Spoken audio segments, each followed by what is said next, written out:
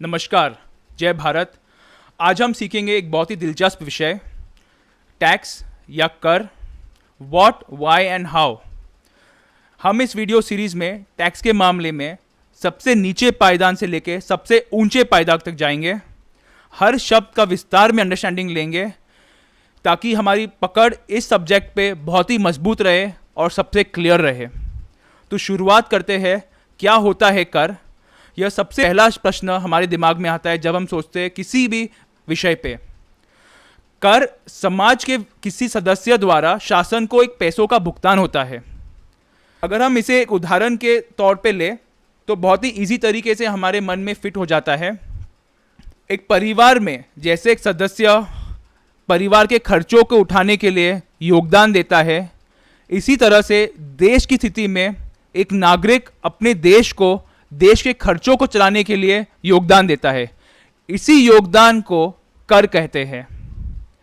अगला प्रश्न आना चाहिए कि वाई टैक्स, कि क्यों लागू किया जाता है टैक्स, कि ऐसे क्या खर्चे होते हैं कि टैक्स लागू किया जाता है।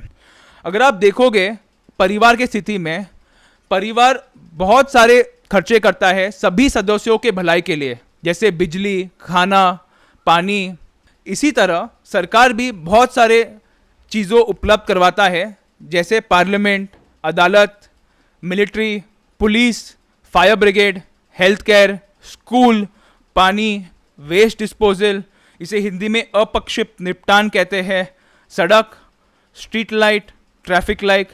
आप अगर आपके आजू बाजू देखोगे तो सरकार अनगिनत चीज़ें ऐसे या सुविधाएं उपलब्ध कराता है जो हम बिना सोचे यूज़ करते हैं।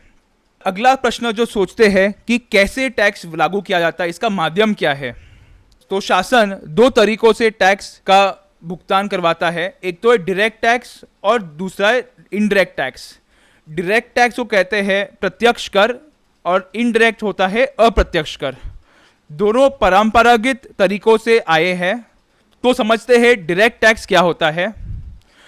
डायरेक्ट टैक्स एक मेंबर का डायरेक्टली पैसा जाता है सरकार के खाते में।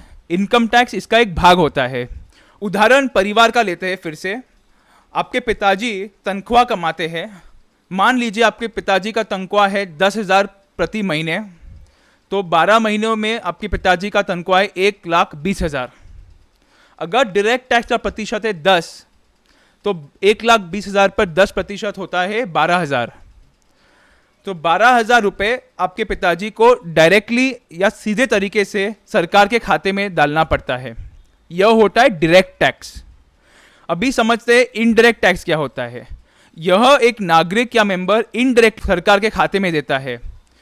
अगर हम उदाहरण लें तो अगर आप एक पेन खरीदने जाए किसी भी दुकान में, अगर आप उनसे बिल मांगोगे, आपने 10 रुपये दिए हैं दुकानदार को, तो पेन की कीमत 8 रुपये है, उसके ऊपर 2 रुपये टैक्स है। आपने इसी तरह 10 रुपये निभाए हैं दुकानदार को।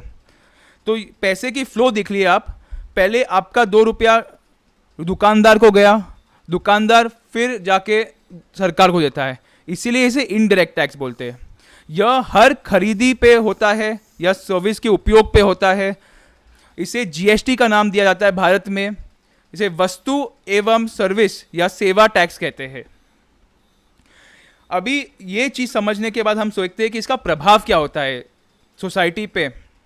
तो ये बोल सकते हैं कि tax cost of living in society होता है, कि हम टैक्स एक सभ्य समाज में हर नागरिक सरकार को देता है ताकि वो सेवा या वस्तु उपलब्ध कर पाए।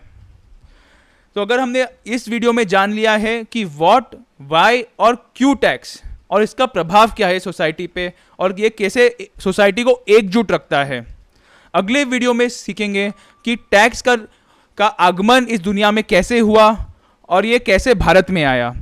मिलते हैं अगले वीडियो में।